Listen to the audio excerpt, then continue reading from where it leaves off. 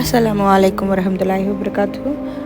మనం మగ్రిబ్ సమయానికి ముందు భోజనం చేయొచ్చా, లేకపోతే ఏదైనా తినొచ్చా, త్రాగొచ్చా అని అడిగిన ప్రశ్నకి సమాధానం. నా చిన్నప్పుడు, మీ చిన్నప్పుడు కూడా కావచ్చు, మా అమ్మమ్మ గారు ఏమనేవాళ్ళంటే, అమ్మో ఈ సమయంలో తింటే కనుక చనిపోయిన వాళ్ళు ఆకలితోనే ఉంటారు, అది ఇదని. మీకు కూడా ఇలా ఎవరైనా చెప్పుంటే కమెంట్ చేయండి. దీని గురించి స్పెషల్లీ మనం చూసుకున్నట్లయితే అసలు దీనికి ఎటువంటి తలా తోక లేని ప్రూఫ్లెస్ మాటలు అనమాట.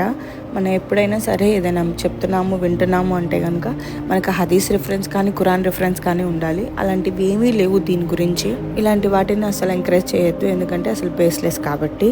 అండ్ ఇస్లాం ప్రకారం చూసుకున్నట్లయితే మనకి ఎప్పుడైనా సరే ఏ సమయంలో అయినా తినొచ్చు, ఒక రోజా ఉన్న సమయంలో తప్ప. సహీ ముస్లిం హదీత్ 1244లో ఇలా చెప్పబడింది, మనం ఏదైనా సరే తినేటప్పుడు కంగారు పడకుండా, త్వరపడకుండా నిదానంగా తిని నమాజ్కి వెళ్ళమని తెలియజేశారు. ఇంకొక హదీస్ అబూ దావుద్ హదీత్ నంబర్ 3757లో ఇలా తెలియజేయబడింది. అబ్దుల్లా ఇబ్నే ఉమర్ రదియల్లాహు అన్హు గారు మగ్రిబ్కి ముందుగా భోజనం చేసేవారు మరియు అవసరమైనవి అనగా టాయిలెట్ అలాంటివి అత్యవసరవి ముగించుకొని నమాజ్కి వెళ్ళాలి. అలా అని చెప్పేసి నమాజ్ వదిలేసే, జమాత్ వదిలేసేవని కాదు.